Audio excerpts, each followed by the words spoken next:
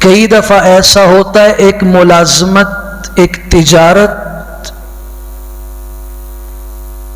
اور ایک عمل میں لگا ہوا ہے، اس کو چھوڑ دیتا ہے اس لیے کہ وہ دوسری جگہ چلا جاتا ہے جو اس سے زیادہ فائدے مند ہوتی ہے۔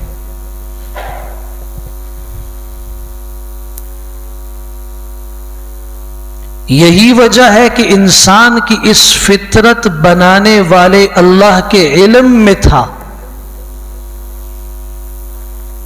کہ اس کے قدم اسی طرف اٹھتے ہیں جب اسے فائدہ نظر آتا ہے، فائدہ نہ ہو تو یہ قدم نہیں اٹھاتا، عمل نہیں کرتا۔ اس لیے قرآن مجید اٹھا کے پڑھیے، امام الانبیاء صلی اللہ علیہ وسلم کے فرامین مبارکہ، احادیث مبارکہ کو سامنے رکھیے، تو جب بھی عبادت کی ترغیب دی، ایمان اور نیک عمل کی طرف بلایا، تو اس کا نتیجہ اور پھل بھی ساتھ ذکر کیا کہ اللہ راضی ہوگا اور جنت ملے گی۔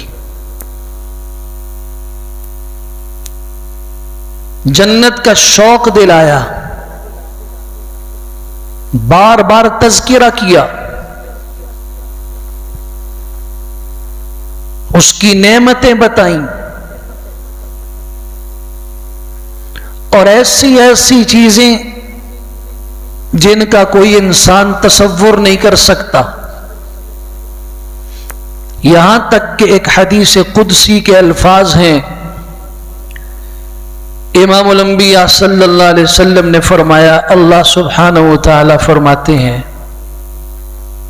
اعددت لعباد الصالحین ما لا عین رأت ولا اذن سمعت ولا خطر على قلب بشر۔ میں نے اپنے بندوں کے لیے اور نیک بندوں کے لیے ایسی نعمتیں تیار کی ہوئی ہیں جنہیں کسی آنکھ نے دیکھا تک نہیں ہے، جن کے متعلق کسی کے کانوں نے سنا تک نہیں ہے، اور وہ ایسی نعمتیں ہیں جو کسی انسان کے دل میں کھٹکی تک نہیں ہے۔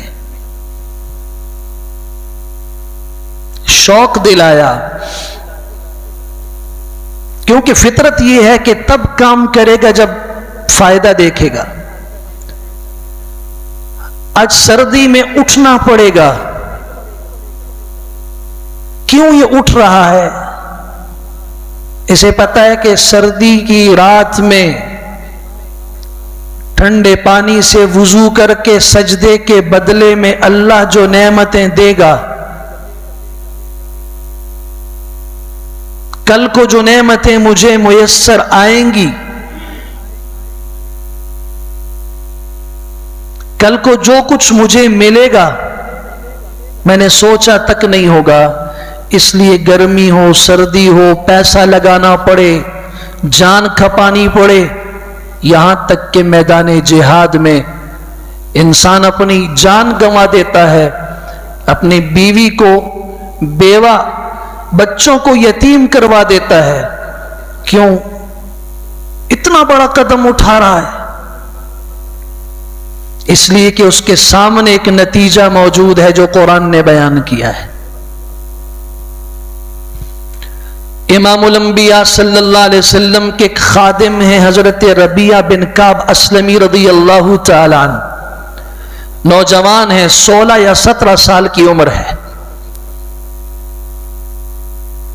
ایسی عمر میں انسان لاپرواہ ہوتا ہے، اسے اپنے نفس کی خواہشات، فیشن، زیب و زینت کی فکر ہوتی ہے، لیکن یہ خوش نصیب صحابی وہ ہیں جو 16 یا 17 سال کی عمر میں امام الانبیاء صلی اللہ علیہ وسلم کی خدمت فرماتے ہیں، سارا دن خدمت کرتے ہیں، رات ہوئی گھر کی طرف گئے، بستر پہ لیٹے، ایک دم اٹھ گئے، خیال آیا کہ کہیں ایسا نہ ہو کہ دن کو تو میں خدمت میں حاضر رہا، ہو سکتا ہے کہ حضور اقدس صلی اللہ علیہ وسلم کو رات کو کسی چیز کی ضرورت پیش آئے، رات کو آپ کو حاجت پیش آئے، خدمت کی ضرورت پیش آئے، آپ کو تکلیف ہوگی۔ یہ سن کر اپنے بستر اور آرام کو چھوڑا اور حضور اقدس صلی اللہ علیہ وسلم کے گھر کے دروازے کی چوکھٹ پہ آ کے بیٹھ گئے۔ اور یہ روز کا معمول ہے۔ فرماتے ہیں رات کو میں بسا اوقات قرآن کی تلاوت سنتا ہوں، بسا اوقات مجھے امام الانبیاء صلی اللہ علیہ وسلم کی زبان مبارک سے اللہ اکبر، سبحان اللہ، الحمدللہ، لا الہ الا اللہ کے کلمات سنائی دیتے ہیں، اور میں انتظار میں ہوتا ہوں، دروازہ کھٹکھٹاتا نہیں، یہ بے ادبی ہے۔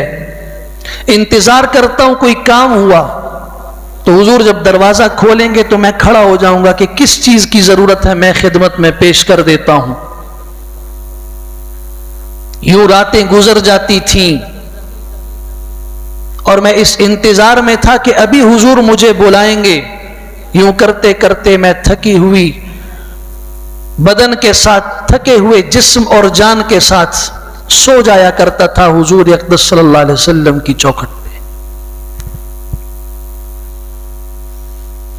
پھر ایک مرتبہ حضور نے پوچھا، ربیہ تم نے بڑی خدمت کی اور تم مجھ سے بڑی محبت کرتے ہو، مانگو، اپنی خواہش کا اظہار کرو، امید بتاؤ، میں تمہیں آج دیتا ہوں۔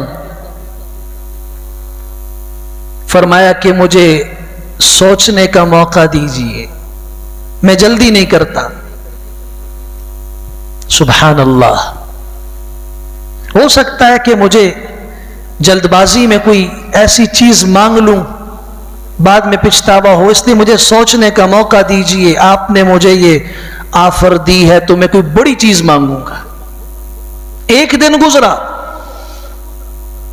رسول اللہ صلی اللہ علیہ وسلم نے پوچھا، ربیہ مانگو نا، کوئی خواہش کا اظہار کرو۔ فرمایا امام الانبیاء صلی اللہ علیہ وسلم، میں سوچنا چاہتا ہوں، مجھے موقع دیجیے۔ دوسرا دن آیا، تیسرا دن آیا۔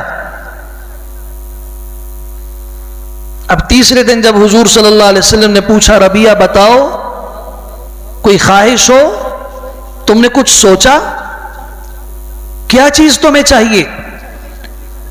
فرمایا میں نے بہت سوچا اور سوچ کر ایک بات آپ کی خدمت میں ایک درخواست پیش کرنا چاہتا ہوں، بس اپنے رب سے میرے لیے یہ دعا کر دیجئے کہ اللہ مجھے جہنم سے نجات عطا فرمائے اور جنت میں داخل فرمائے، اور صرف داخل نہ فرمائے بلکہ جنت میں مجھے اسی طرح آپ کے قریب کر دے، آپ کے پڑوس میں کر دے جس طرح آج میں آپ کے پڑوس میں بیٹھا ہوں۔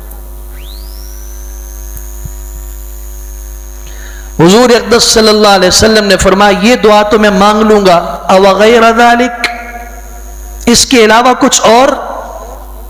فرمایا ہوا ذاک، بس یہی چاہیے، جہنم سے خلاصی ہو جائے، جنت میں آپ کی رفاقت، آپ کا پڑوس، آپ کا ساتھ مل جائے، بس یہی دعا۔ تب حضور اقدس صلی اللہ علیہ وسلم نے اس کے لیے دعا فرمائی، اللہ اسے جنت میں میرا ساتھی بنا، اسے جنت میں میرا پڑوس عطا فرما۔